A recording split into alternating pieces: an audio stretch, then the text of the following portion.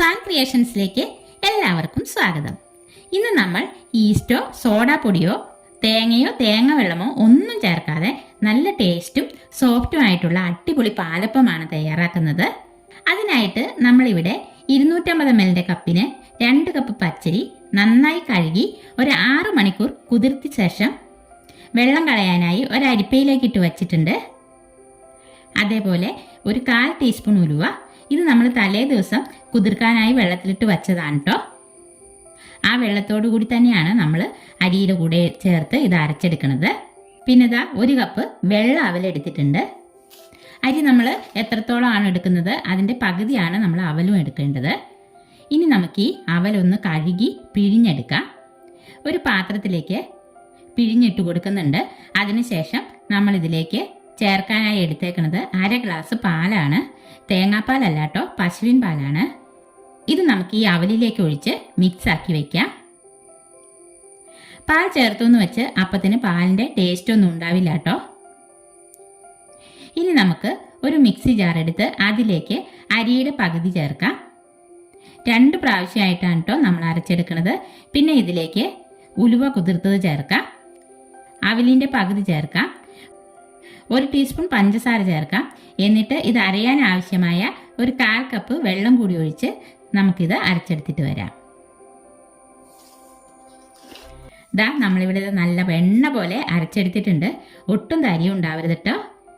ഇനി നമുക്കിതൊരു പാത്രത്തിലേക്ക് ഒഴിച്ചു കൊടുക്കാം.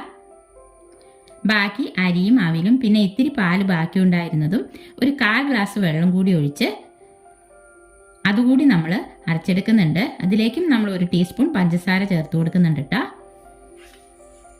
ഇതാ അങ്ങനെ നമ്മൾ അതും അരച്ചെടുത്തിട്ടുണ്ട്. ഇനി അതും കൂടി പാത്രത്തിലേക്ക് ഒഴിച്ചു കൊടുത്ത് നമുക്കിതൊന്ന് മാറ്റി വയ്ക്കാം. അതിനുശേഷം മിക്സി ജാറിലേക്ക് ഒരു 1/2 ഗ്ലാസ് വെള്ളം ഒഴിച്ച് അതൊന്ന് കലക്കി നമ്മൾ ഒരു പാനിലേക്ക് ഒഴിച്ചു കൊടുക്കുന്നുണ്ട്. ഇതിലേക്ക് ഒരു 1/4 ഗ്ലാസ് വെള്ളം കൂടി ഒഴിച്ചു കൊടുക്കാം. എന്നിട്ട് നമ്മൾ അരച്ചെടുത്ത മാവിൽ നിന്ന് ഒരു 2 ടേബിൾ സ്പൂൺ ഇതിലേക്ക് ഒഴിച്ച് ഒന്ന് മിക്സാക്കി കൊടുക്കാം. 1 ടീസ്പൂൺ വെളിച്ചെണ്ണ കൂടി ഒഴിച്ച ശേഷം ലോ ഫ്ലെയിമിൽ വെച്ച് നമുക്കിത് കുറുക്കിയെടുക്കാം. പഞ്ചസാര നമ്മൾ അരി അരച്ചപ്പോൾ ചേർത്തേക്കണ കൊണ്ട് ഇനി ചേർക്കുന്നില്ല കേട്ടോ. ഇനി നമ്മളിത് അടുപ്പത്ത് വെച്ച് കൈ വിടാതെ ഇളക്കി കുറുക്കിയെടുക്കണം.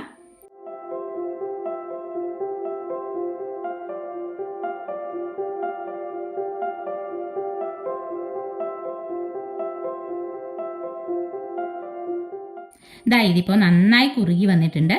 ഇനി ഫ്ലെയിം ഓഫ് ചെയ്യാം. ഇത് ചൂടാറിയ ശേഷം മിക്സി ജാറിലേക്ക് തന്നെ ഇട്ട് ഒന്ന് അരച്ചെടുക്കണം. അങ്ങനെ നമ്മളിതാ കുറുക്കിയെടുത്തതും കൂടി അരച്ച ശേഷം അപ്പത്തിൻ്റെ മാവിലേക്ക് ഒഴിച്ചു കൊടുക്കുന്നുണ്ട്. ഇതിനിപ്പോൾ ഇത്തിരി വെള്ളം കൂടി വേണം.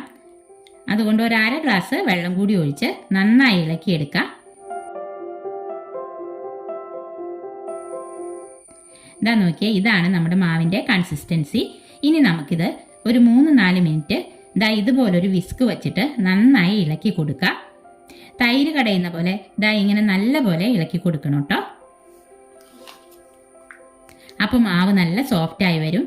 ഇപ്പോൾ തന്നെ ഇതാ നോക്കിയേ, നല്ല ബബിൾസൊക്കെ വന്നേക്കുന്ന കണ്ടോ. ഇനി നമുക്ക് ഇതാ ഇതുപോലൊരു പാത്രം എടുത്ത് കുറച്ച് ചൂടുവെള്ളം ഒഴിച്ചു കൊടുക്കാം. എന്നിട്ട് അതിൻ്റെ നടുക്കായിട്ട് ചെറിയൊരു പ്ലേറ്റ് കമഴ്ത്തി വെച്ചിട്ട് മാവരച്ച പാത്രം ഇറക്കി വെച്ച ശേഷം മൂടി വെച്ച് കൊടുക്കാം. ശേഷം ഒരു 8 മണിക്കൂർ നമുക്ക് റെസ്റ്റ് ചെയ്യാനായിട്ട് വെക്കാം. അങ്ങനെ ദാ 8 മണിക്കൂറിന് ശേഷം നമ്മുടെ മാവ് നല്ല സോഫ്റ്റായി വന്നിട്ടുണ്ട്. ഒരുപാടൊന്നും പൊങ്ങി വന്നിട്ടില്ല കേട്ടോ, പക്ഷെ നല്ല അടിപൊളിയായിട്ട് വന്നിട്ടുണ്ട്. ഇനി ഇതിലേക്ക് ആവശ്യത്തിന് ഉപ്പിട്ട് കൊടുക്കാം. എന്നിട്ട് നല്ല പോലെ ഇളക്കി യോജിപ്പിക്കാം.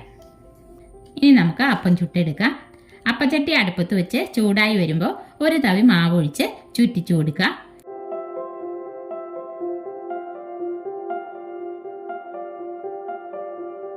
എന്നിട്ട് ബബിൾസ് വന്ന് കഴിയുമ്പോൾ മൂടി വെച്ച് വേവിച്ചെടുക്കാം. അങ്ങനെ നമ്മുടെ നല്ല സോഫ്റ്റ് ആയിട്ടുള്ള അപ്പം ഇവിടെ റെഡി ആയിട്ടുണ്ട്. സൈഡ് മൊരിഞ്ഞിട്ട് വേണ്ടവർക്ക് അങ്ങനെ എടുക്കാം കേട്ടോ. ഇവിടെ സൈഡ് മൊരിഞ്ഞു വരുന്നത് ഇഷ്ടമല്ല, അതുകൊണ്ട് ഞാൻ ഈ പാകത്തിനാണ് ചുട്ടെടുക്കുന്നത്. ഇനി നമുക്ക് ഈ അപ്പത്തിൻ്റെ കൂടെ കഴിക്കാനായി വളരെ എളുപ്പത്തിൽ ഒരു കറി കൂടി ഉണ്ടാക്കുന്നുണ്ട്. ചൂടായ ചീനച്ചട്ടിയിലേക്ക് വെളിച്ചെണ്ണ ഒഴിച്ച് ഒരു സവാളയും 2-3 അല്ലി വെളുത്തുള്ളിയും ഒരു കഷ്ണം ഇഞ്ചിയും 3-4 പച്ചമുളകും വേപ്പിലയും കൂടിയിട്ട് ഒന്ന് വഴറ്റിയെടുക്കാം. ഇതിലേക്ക് ഒരു ഗ്രാമ്പു, ഒരു കഷ്ണം പട്ട, 1/2 ടീസ്പൂൺ പെരുംജീരകം, ഇത്രയും മസാലയെ നമ്മൾ ചേർക്കുന്നുള്ളൂ കേട്ടോ. സവാളയ്ക്ക് വേണ്ട ഉപ്പ് കൂടി ചേർത്ത് ഒന്ന് മൊരിഞ്ഞു വരുമ്പോൾ ഇതിലേക്ക് ഒരു തക്കാളിയുടെ പകുതി ചേർക്കാം.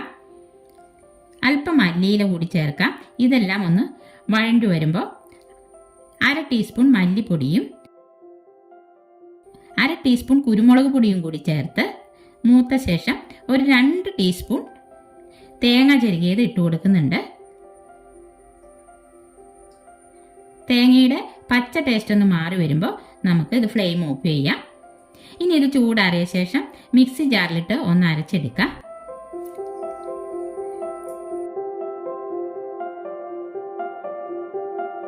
നമ്മൾ ഈ കറി ഉണ്ടാക്കാനായിട്ട് കുറച്ച് പീസും ഒരു കിഴങ്ങും കൂടിയിട്ട് കുക്കറിൽ വേവിച്ചെടുത്തതാണിത്. ഇനി നമുക്ക് ആ ചീനച്ചട്ടി തന്നെ അടുപ്പത്തേക്ക് വെച്ച് ചൂടായി വരുമ്പോൾ അല്പം വെളിച്ചെണ്ണ ഒഴിച്ചു കൊടുക്കാം. എന്നിട്ട് ചൂടായ വെളിച്ചെണ്ണയിലേക്ക് കടുകിട്ട് പൊട്ടി വരുമ്പോൾ 2 വറ്റൽ മുളക് മുറിച്ചിടാം. 2 ചെറിയ ഉള്ളി അരിഞ്ഞതും കൂടി ഇട്ട് കൊടുക്കാം. അല്പം വേപ്പില കൂടിയിട്ട് മൂപ്പിച്ച ശേഷം നമ്മൾ അരച്ചു വച്ചേക്കുന്ന അരപ്പ് ചേർത്ത് ഒരു 2 മിനിറ്റ് ഒന്ന് ഇളക്കിയെടുക്കാം.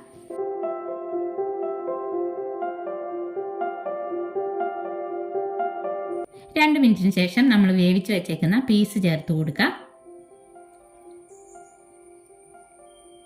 ഇതിനിപ്പോൾ ഇത്തിരി ഉപ്പ് കുറവാണ്, അതുകൂടി ചേർത്ത ശേഷം നമ്മൾ നന്നായി മിക്സ് ചെയ്തെടുക്കുന്നുണ്ട്.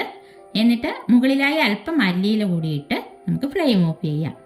അങ്ങനെ നമ്മുടെ ടേസ്റ്റി ആയിട്ടുള്ള കറിയും റെഡി ആയിട്ടുണ്ട്.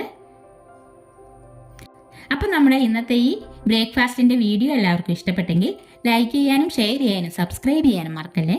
അടുത്ത വീഡിയോയിൽ നമുക്ക് വീണ്ടും കാണാം.